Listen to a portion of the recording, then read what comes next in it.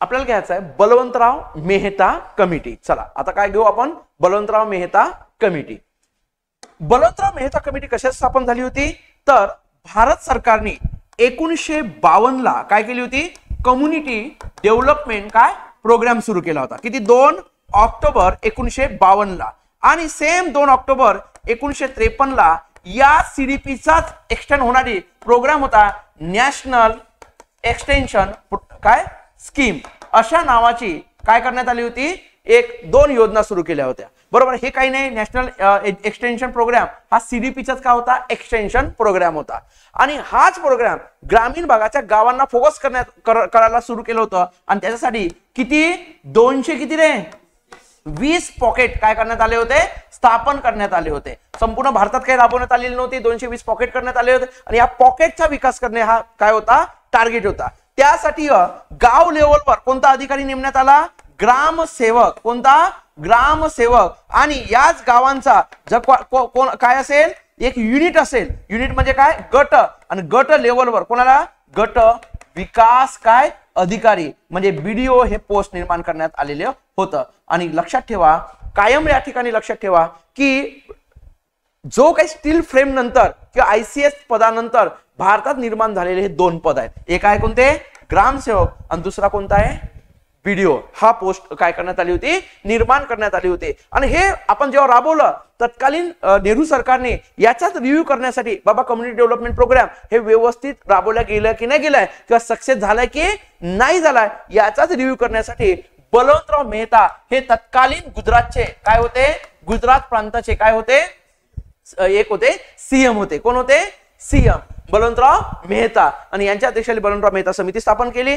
आणि या समितीने जो काही आपला रिपोर्ट दिला तो धक्का देणारा होता. आणि या रिपोर्टने सांगितलं, जो काही भारत सरकारने पहिली योजना, तुम्हाला माहिती आहे कम्युनिटी डेव्हलपमेंट प्रोग्राम हा स्वतंत्र भारतातली काय आहे, पहिली योजना आहे. सॉरी, पहिली योजनाच आहे की जी स्वतंत्र भारतानंतर काय केली होती, चालू केलेली होती. आणि ह्या सगळ्या योजना काय झाल्या, पूर्णपणे फ्लॉप झाल्या, अयशस्वी झाल्या. अशा प्रकारचा रिपोर्ट कोण देतात, बलवंतराव मेहता देतात. आणि बलवंतराव मेहता म्हणतात का अपयशी झाले, तिथं लोकांचा सहभाग पूर्णपणे काय आहे, नगण्य आहे. लोकांचा सहभागच नाही आहे. आणि लोकांचा सहभाग नसेल ती योजना सक्सेस होऊ शकत नाही. पूर्ण योजनेचा काय झालाय, प्रशासकीकरण झाले आहे. काय झालाय, प्रशासकीकरण झालेलं आहे. कारण सगळं गावात कोण पाहतोय सगळं काम, ग्रामसेवक. लोक आहेत का ग्रामपंचायत मध्ये, नाहीच आहे. लोकांचा सहभाग आहे का, नाही आहे. लोकांनाच माहित नाही योजना आपल्यासाठी आहे. म्हणून ते सांगतोय की याचा यशस्वी करायचं असेल तर पंचायत राज बळकट करणे काय गरजेचं आहे. आणि बलवंतराव मेहता त्यासाठी शिफारस करते की लोक सहभाग काय आहे, इम्पॉर्टंट आहे. लोकशाहीचं काय करा, विकेंद्रीकरण करा. गावातल्या लोकांना काय द्या,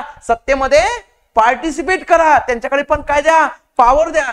जे काही योजना असतील, ज्या काही गोष्टी येणार आहेत कोणाकडे, गव्हर्नमेंट म्हणजे गावापर्यंत, ते गावापर्यंत गावातल्या लोकांच्या मान्यतेने ते काय करा, लागू करा. अशा प्रकारची शिफारस कोण करते, बलवंतराव मेहता. आणि याच बलवंतराव मेहता समिती स्थापना झाली 16 जानेवारी 1957. लक्षात ठेवा, पहिलीच योजना आहे, पहिलीच कमिशन आहे. आणि पहिली कमिशन असल्यामुळे ही इम्पॉर्टंट आहे. नंतर सांगते अध्यक्ष कोण होते, बलवंतराव गोपाळजी मेहता. सदस्य होते डीपी सिंग, बीजीराव ठाकूर, फुलसिंग. अहवाल दिलेला आहे 27 नोव्हेंबर 1957 ला. 27 काय म्हणतोय आपण, 27 नोव्हेंबर 1957 ला आपला काय देते, अहवाल देते. आणि लक्षात घ्या 12 जानेवारी 1958 ला जे आपली राष्ट्रीय विकास परिषद होती, नॅशनल डेव्हलपमेंट काय काउन्सिल, एपेक्स होती ना, पंचवार्षिक योजनेला मान्यता देणारी कोण होती, नॅशनल डेव्हलपमेंट काउन्सिल. ह्या समितीला, या समितीच्या शिफारशींना काय देते, मान्यता देते. मग या समितीच्या मेन शिफारशी काय आहेत म्हणते बाबा, काय म्हणतोय सांगा, बलवंतराव मेहता समितीच्या अहवालातील प्रमुख शिफारशी काय आहे,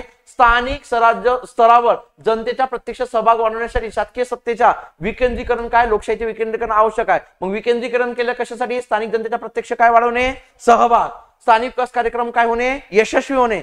सरकारीकरण काय होणार, कमी होणार. हे त्या विकेंद्रीकरणाची काय ते आवश्यकता आहे. नंतर काय सांगितलंय, राष्ट्रीय योजना वास्तववादी रीतीने काय होतील, अंमलात. आता काय होते, प्रशासनच करतोय ना. योजना कोणासाठी राबवल्या, गावातल्या लोकांसाठी, गावांचा विकास होण्यासाठी. गावाचा विकास तेव्हाच होईल जेव्हा लोकांचा होणार. आणि लोकांपर्यंत विकास जातोय का, नाही ना. जर आपण हा विकेंद्रीकरण केला, लोकांना सत्तेत आणलं, तर खऱ्या अर्थाने वास्तविकरित्या योजनेचा काय होणार, जेवढ्या केंद्र सरकार राज्य सरकार काय वाढवले, योजना पाठवेल, त्या योजनेमुळे लोकांचा काय होणार, कल्याण होणार, असं त्यांचं म्हणणं. संपूर्ण देशासाठी त्यांनी सांगितलं, पंचायत राज बळकट करायचं असेल तर किती टायर, 3 टायर, त्रिस्तरीय पंचायत राज निर्माण करावं आहे. ग्राम पातळीवर, गावाच्या लेवलवर काय असेल, ग्रामपंचायत असेल. विकास गटाच्या लेवलवर काय असेल, विकास गट असेल, आणि जिल्हा पातळीवर काय असेल, जिल्हा परिषद असेल. काय असेल, जिल्हा परिषद असेल. असं कोण सांगतोय, बलवंतराव मेहता कमिटी. आता सांगायचं म्हणजे काय, या ठिकाणी लक्षात ठेवा, बलवंतराव मेहता समितीने सर्वाधिक महत्व जर कोणाला दिला असेल तर कोणाला दिलेलं आहे, तर पंचायत समितीला. कोणाला महत्व दिलं, पंचायत समिती. त्यांचं म्हणणं काय होतं, मी मगाशी बोललोय तसं, की त्यांचं म्हणणं असं होतं की गाव पातळीवरची काही काय असेल, ग्रामपंचायत असेल, तर या गावातले जे काही लोक असतील, या गावात लोक आपले ग्रामपंचायतचे काय निवडून देतील, सदस्य. काय निवडून देतील, सदस्य. आणि हे सदस्य निवडलेले जे काही सदस्य असतील, हे सदस्य आपल्यापैकी एकाची गाव प्रमुखाची काय करतील, निवड करतील. म्हणजे ग्रामपंचायतच्या प्रमुखाची काय करतील, निवड करतील. हे झालं. मग हे ग्रामपंचायत सदस्य जे काही निवडून येतील ते प्रमुखांची निवड करतील, पंचायत समितीच्या सदस्याची. आणि पंचायत समिती सदस्य आपल्यापैकी एकाची काय करतील, प्रमुखाची निवड करतील. आणि हे पंचायत समितीचे सदस्य जे काही इनडायरेक्टली निवडून आले आहेत, ते सदस्य जिल्हा पातळीवरच्या कोणाची, जिल्हा परिषदेची काय करतील, सदस्यांची निवड करतील. पण जिल्हा परिषदचा अध्यक्ष कोण असावं सांगितलं, या जिल्हा परिषदचा अध्यक्ष कोण असावा, जिल्हाधिकारी म्हणजे कोण, कलेक्टर असावा. अशी शिफारस कोण करते, महत्वपूर्ण, बलवंतराव मेहता. जेवढं बोललो तेवढंच रट्टा मारून ठेवा, मी हे सांगतोय, ठीक आहे. आणि ग्रामपंचायत मध्ये जर काय महिलांना प्रतिनिधित्व मिळत नसेल तर महिलांना काय द्या, नॉमिनेट करा, प्रतिनिधित्व द्या. दुसरी, एससी एसटी ला प्रतिनिधित्व मिळत नसेल तर डायरेक्ट एससी एसटी ला काय करा, नॉमिनेट करा. कोण म्हणतोय, बलवंतराव मेहता समिती. एवढ्या जरी शिफारशी तुमच्या लक्षात आल्या तरीही तुम्हाला खूपशा गोष्टी मार्क पडतील. बघा, पंचायत समितीला सर्वाधिक काय दिलेलं आहे, महत्व दिलेलं आहे. तिन्ही स्तरावर, तिन्ही स्थानिक संस्थांचे समन्वय एकसूत्र ठेवण्यासाठी जिल्हा परिषद हे काय म्हणून काम करेल, सल्लादायी म्हणून काम. त्यांनी सांगितलं जिल्हा परिषदला तेवढं महत्व दिलं काय नाही. जिल्हा परिषद काय काम करेल, फक्त काय, सल्लादायी, फक्त काय करेल, काम करेल. असं कोण म्हणते, बलवंतराव मेहता समिती म्हणते. चला, जिल्हा परिषद हे विकासाचा काय असेल, केंद्रबिंदू असेल, पण काय म्हणून काम करेल, फक्त सल्लादायी. यस, मेन काम कुठून होणार, पंचायत समितीच्या माध्यमातून. जिल्हा परिषद पंचायत समिती सदस्यांची निवड कशी होणार, अप्रत्यक्ष.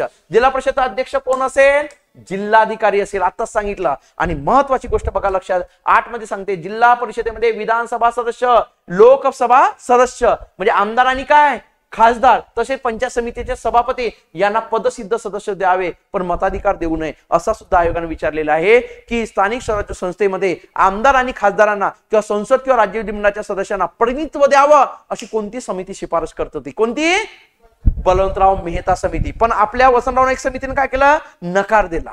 अरे काय दिला होता, नकार. पण बलवंतराव मेहता समितीने काय म्हणलंय, की यांना काय द्या, प्रतिनिधी. आमदारांनी काय असतील, खासदार असतील, त्यांना पंचायत समिती जिल्हा परिषदेमध्ये काय द्या, प्रतिनिधित्व द्या. आणि पंचायत समितीच्या सभापतीला जिल्हा परिषदचा काय द्या, पदसिद्ध सदस्यत्व द्या. असं कोण म्हणतोय, बलवंतराव मेहता कमिटी म्हणतोय. ओके, चालेल. चला, अजून काय म्हणलंय, सहकारी संस्था ज्या असतील त्या सहकारी संस्थांच्या सदस्यांना अप्रत्यक्ष निवडणुकीद्वारे जिल्हा परिषदेवर काय द्या, सदस्यत्व. म्हणजे जे कोऑपरेटिव्ह सोसायटीचे मेंबर्स असतील त्यांना डायरेक्ट जिल्हा परिषद निवडून पाठवा, म्हणजे इनडायरेक्टलीच असतील. ठीक आहे. पंचायत जिल्हा परिषद पंचायत समितीचे अंदाजपत्र कोण मंजूर करेल, पंचायत. म्हणजे जिल्हा परिषद कोणाचे अंदाजपत्रक मंजूर करेल, पंचायत समितीचे. ग्रामपंचायत व जिल्हा परिषद यांच्याशी समन्वय साधण्यासाठी विकास गटावर काय असेल, पंचायत समिती. एवढं लक्षात ठेवा, बाकीचं काही लक्षात ठेवू नका आणि एवढं लक्षात ठेवायची काही गरज नाही. दुसरी गोष्ट यांनी काय बोललेलं आहे, हे बाकी मी सांगितलंच आहे, स्त्रियांना प्रतिनिधित्व द्या वगैरे. प्रत्येक विकास गटात किती ग्रामसेवक असतील, ग्रामपंचायत सचिव कोण ठेवलाय, ग्रामसेवक. ग्रामपंचायत अंदाजपत्रक कोण तपासेल, पंचायत समिती. लिखते, ग्रामपंचायत उत्पन्नाचे साधने काय करा, उपलब्ध करून द्या. अशा महत्वपूर्ण शिफारशी कोणी केलेल्या आहेत, बलवंतराव मेहता समितीने केल्या. कोणत्या समितीने, बलवंतराव मेहता समितीने केलेल्या. क्लिअर झालं. आणि याच बलवंतराव मेहता समितीच्याच शिफारशी कोणी स्वीकारल्या म्हणताय, केंद्र सरकारने. तुम्हाला माहिती आहे, नॅशनल डेव्हलपमेंट काउन्सिल हिनं मान्यता दिली, बरोबर आहे. आणि या समितीच्या तरतुदीवर, म्हणजे या समितीच्या शिफारशी केंद्र सरकारने शिफारशी स्वीकारल्या आणि राज्यांना शिफारशी पाठवल्या. आणि अशा 30 स्तरीय पंचायतराज जो शिफारस करणारा बलवंतराव मेहता समिती, या शिफारशी पहिला स्वीकारणारा राज्य आहे तो म्हणजे कोणता आहे, कोणता आहे, राजस्थान. कोणता राज्य आहे, राजस्थान. लक्षात ठेवा, कोणतं राज्य, राजस्थान राज्य आहे. किती, 2 ऑक्टोबर 1959. दुसरं राज्य आहे कोणता, आंध्र प्रदेश. कारण त्यावेळेस आंध्र प्रदेशची निर्मिती झालेली होती, मद्रास पासून. कारण केव्हा झाली, 1956 ला. 53 ला काय दिली, मान्यता दिली होती, बरोबर आहे. यस. दुसरं राज्य कोणतं आहे, आंध्र. पाठांतरच करून घ्यायचं 9व्या पर्यंत आपल्या. सगळेच्या सगळे. तिसरं कोण आहे? आसाम. तिसरं कोण आहे? आसाम. चला चौथा कोण आहे? तामिळनाडू. कोण आहे? तामिळनाडू. चौथा कोणता आहे? तामिळनाडू. तिसरं कोण आहे? आसाम. चौथा आहे तामिळनाडू. पाचवे आहे कर्नाटक. सहावे आहे ओरिसा, त्यावेळेचा उडीसा. सातवे आहे कोण? पंजाब. आठवे कोणता आहे? उत्तर प्रदेश. आणि आपला महाराष्ट्र कोणता आहे? 9 आहे 1 मे 1962 ला. आणि महाराष्ट्राची निर्मिती केव्हा झाली? 1960 ला. आणि निर्मिती झाल्यावर यशवंतराव चव्हाण आपले महाराष्ट्राचे काय झाले? मुख्यमंत्री. आणि महाराष्ट्राचे मुख्यमंत्री असताना ही पंचायत राज कोणती? बलवंतराव मेहता समितीच्या आधारावर 3 टायर आपल्या महाराष्ट्रात कशी लागू करता येईल यासाठी 1960 ला कोणाची स्थापना केली? वसंतराव काय नाईक समिती. वसंतराव नाईक समितीची काय केली होती? स्थापना झाली होती. आणि या समितीच्या काय शिफारशीच्या आधारावर महाराष्ट्रात 1962 ला 1 मे 1962 ला पंचायत राज काय झाले? 3 टायर पंचायत राज व्यवस्था निर्माण झाली. वसंतराव नाईक समितीने सर्वात जास्त महत्व दिलं ते कोणाला दिलं? जिल्हा परिषद दिलं. कोणाला दिलंय? जिल्हा परिषद दिले. आणि 10वा राज्य एक लक्षात ठेवा कोण आहे? पश्चिम बंगाल. कोणता आहे? पश्चिम बंगाल. ओके, इथपर्यंत सगळं समजलंय. ही आपली महत्वपूर्ण काय होती? कमिटी होती. बलवंतराव मेहता खूप विचारते आपल्याला बोंगिलवार समिती, पी बी पाटील समिती तिकडे जास्त विचारते, वसंतराव नाईक समिती विचारते. ते उद्या डिटेल घेणारच आपण सगळ्या कमिट्या. आता या ठिकाणी लक्षात ठेवा या कमिटीवर बलवंतराव मेहता समिती रेग्युलर तुमच्यावर काय केलाय? मी मारा केला. कारण याच्या काय विचारते? शिफारस किंवा डायरेक्ट शिफारसी सांगते कोणत्या कमिटीने केल्या होत्या. कळलं? म्हणजे काय म्हणणार की आमदार खासदारांना पंचायत समिती जिल्हा परिषद प्रतिनिधित्व द्या हे खालील कोणती समिती शिफारस करते? कोणती? आणि वसंतराव समिती काय म्हणते? नकार देते. क्लिअर झाला का? म्हणजे दोघांमधला फरक लक्षात ठेवा. या गोष्टी आपल्याला या माध्यमातून काय होणार? स्पष्ट होणार. क्लिअर?